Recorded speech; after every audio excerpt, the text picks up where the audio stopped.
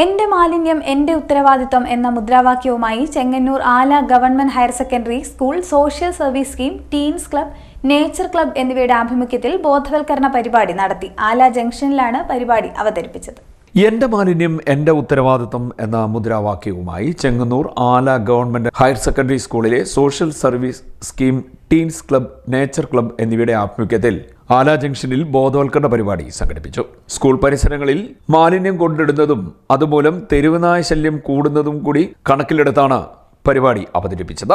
പൊതുസ്ഥലത്ത് മാലിന്യങ്ങൾ വലിച്ചെറിയാതിരിക്കുക, മാലിന്യ നിർമ്മാർജ്ജനത്തിൽ മുതിർന്നവർ കുട്ടികളെ മാതൃകയാക്കുക എന്നീ കാര്യങ്ങൾ പൊതുജനങ്ങളിലേക്ക് എത്തിക്കുക എന്ന ഉദ്ദേശത്തോടുകൂടിയാണ് പരിപാടി സംഘടിപ്പിച്ചതെന്ന് സ്കൂൾ അധികൃതർ പറഞ്ഞു.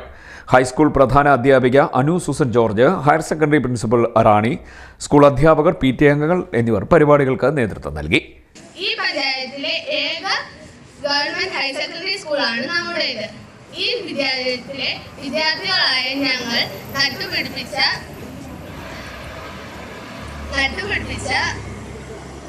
വൃക്ഷത്തൈകൾ സ്കൂളിന്റെ തെക്കുവശത്ത് പൊതുയിടത്ത് മാലിന്യം തള്ളുന്നതിലെ ശിക്ഷാ നടപടികൾ എന്തെല്ലാമെന്നറിയാമോ?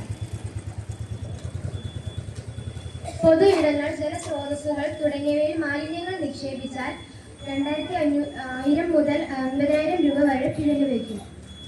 ചെങ്ങന്നൂർ താലൂക്കിലെ അതിമനോഹരമായ ഒരു ചെറിയ ഗ്രാമമാണ് നമ്മുടെ ആല.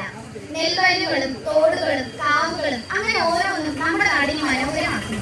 എന്നാൽ ഇപ്പോൾ ഈ മനോഹാരിതയ്ക്ക് കോട്ടം തട്ടുകയെ കത്തിക്കാതിരിക്കുകയും അവ ശേഖരിച്ച് വൃത്തിയാക്കി എല്ലാ മാസവും ഹരിതകർമ്മ സേനയ്ക്ക് കൈമാറും. ശിക്ഷകരമാണ്.